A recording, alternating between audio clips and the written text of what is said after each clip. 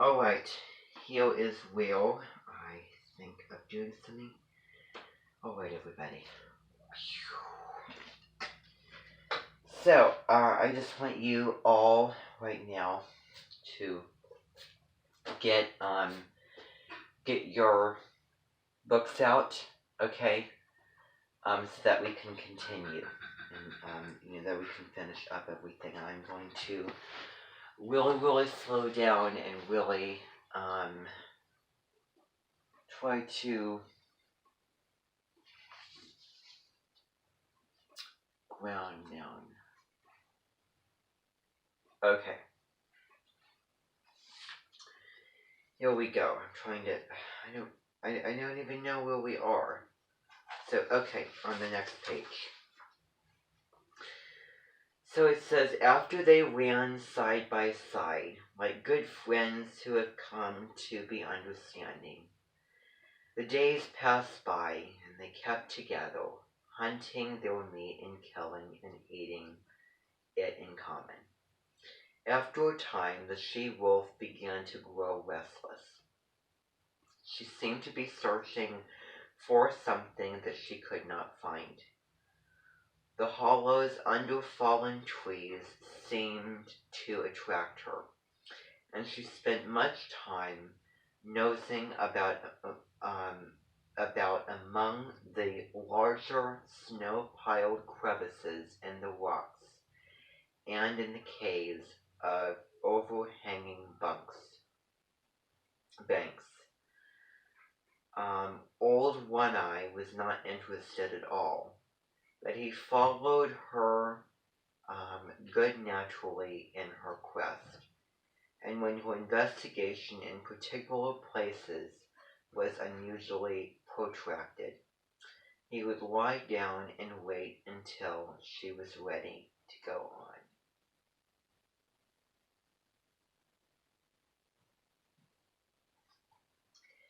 They did not remain in one place, but traveled across country, and they regained the Mackenzie River, down which they slowly went, leaving it often to hunt game along the small streams that entered it, but also returning to it again.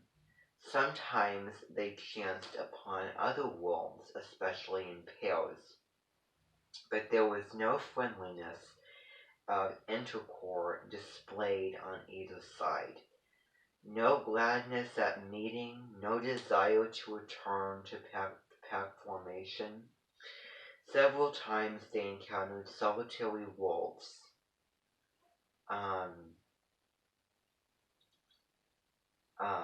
Okay. They were always males, and they were pressingly insistent on joining with One-Eye and his mate. Then he resented, and when she stood shoulder to shoulder with him, bristling and showing her teeth, the aspiring solitary ones would back off, turn tail, and continue on their lonely way. One morning night, running through the quiet forest, One-Eye suddenly halted. His muzzle went up, his tail stiffened, and his nostrils dilated as he scented the air. One foot also he held up, after the manner of a dog. He was not satisfied, and he continued to smell the air, striving to understand the message borne upon it to him. One careless sniff had satisfied his mate, and she trotted on to reassure him. Though he followed her, he was still dubious, and he could not forbear no occasional halt in order more carefully to study the warning. She crept out cautiously on the edge of a large open space in the midst of the trees. For some time she stood there, then One-Eye, creeping and crawling, every sense on the alert, every hair radiating infinite suspicion, joined her. They stood side by side, watching and listening and smelling. To their ears came the sounds of dogs waggling and scuffling, the guttural cries of men, the sharper voices of scolding women, and once the shrill and plaintive cry of a child. With the exception of the huge bulks of the skin lodges, little could be seen since the flames of the fire, broken by the movements of intervening bodies and the smoke rising slowly on the quiet air. But to their nostrils came the myriad smells of an Indian camp, carrying a story that was largely incomprehensible to One Eye, but every detail of which the she-wolf knew. She was strangely stirred, and sniffed with an increasing delight. But old One Eye was doubtful. He betrayed his apprehension and started tentatively to go. She turned and touched his mirk with the muzzle in a reassuring way, then regarded the camp again. A new wistfulness was in her face, but it was not the wistfulness of hunger. She was thrilling to a desire that urged her to go forward, to be in closer to that fire, to be squabbling with the dogs, and to be avoiding and dodging the stunning feet of men. One Eye moved impatiently beside her. Her unrest came back upon her, and she knew again her pressing need to find the thing for which she searched. She turned and trotted back to the forest, to the great relief of One Eye, who trotted a little to the fore until they were well within the shelter of the trees. As they slid along, noiseless as shadows in the moonlight, they came upon a one-way. Both noses went down to the footprints in the snow. These footprints were very fresh. One Eye ran ahead cautiously, his mate at his heels. The broad pads of their feet were spread out wide in contrast with the snow like white velvet. One Eye caught sight of a dim movement of white in the midst of the white. His sliding gait had been decisively swift, but it was as nothing to the speed at which he now ran. Before him was bounding the faint patch of white he had discovered. They were running along a narrow alley, flanked on either side by a growth of young spruce. Through the trees the mouth of the alley could be seen, opening up like a moonlit glade. Old One Eye was rapidly overhauling the fleeing shape of white. Bound by bound he gained. Now he was upon it. One leap more and his teeth would be sinking into it, but that leap was never made. High in the air and straight up soared the shape of white, now a straggling snowshoe rabbit that leaped and bounded, executing a fantastic dance there above him in the air and never once returned to earth. One Eye sprang back with a sort of sudden fright, then shrank down to the snow and crouched, snarling threats at this thing of fear he did not understand. But the she-wolf coolly thrust past him. She poised for a moment, then sprang for the dancing rabbit. She too soared high, but not so high as the quarry, and her teeth clipped emptily together with a metallic snap. She made another leap and another. Her root had slowly relaxed from his crouch, and was was watching her. She now evinced displeasure at her repeating failures, and himself made a mighty spring upward. His teeth closed upon the rabbit, and he bore it back to earth with him.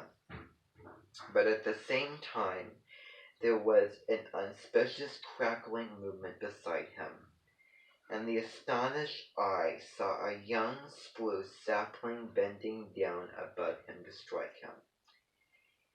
His jaws let go their grip, and he leaped backward to escape the strange danger, his lips drawn back from his fangs, his throat snarling, every hair bristling with rage and fright. And in that moment the sapling wheeled its slender length upright, and the rabbit soared dancing in the air again. The she-wolf was angry. She sank her fangs into her mate's shoulder in reproof, and he, frightened, unaware of what constituted this new onslaught, struck back ferociously and in greater fright, whipping down the side of the she-wolf's muzzle. For him to resent such reproof was equally unexpected to her, and she sprang upon him in snarling indignation. Then he discovered his mistake and tried to placate her, but she proceeded to punish him roundly, until he gave over all attempts at placation and whirled in a circle in his head away from her, his shoulders receiving the punishment of her teeth. In the meantime, the rabbit danced above them in the air.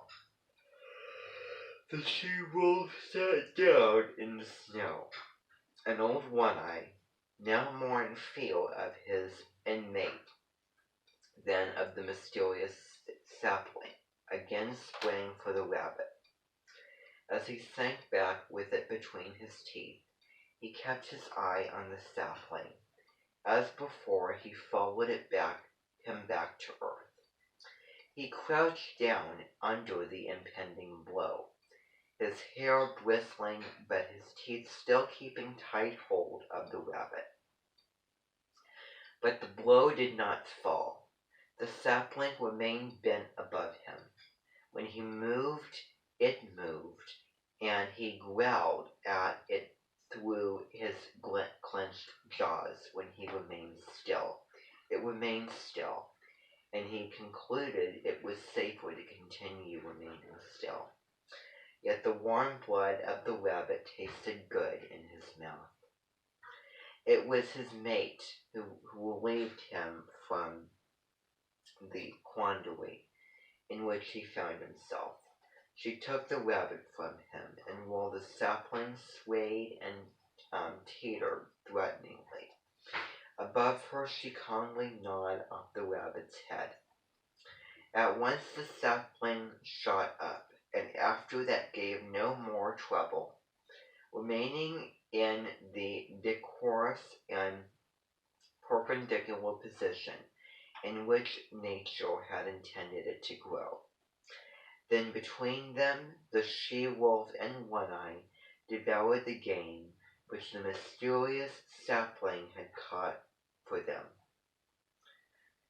There were other runways and alleys where rabbits were hanging in the air, and the wolf pair prospected them all, and the she-wolf leading the way, old One-Eye followed and observant, learning the method of robbing snares, a knowledge destined to stand him in good stead for the days to come.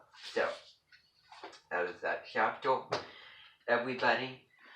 To finish off,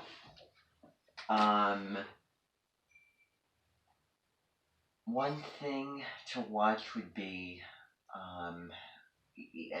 never mind about this thing. Okay, everybody, thank you very, very much. You can all have a wonderful, wonderful dinner. and a wonderful rest of your evening. As I was doing that, I was thinking about my reading.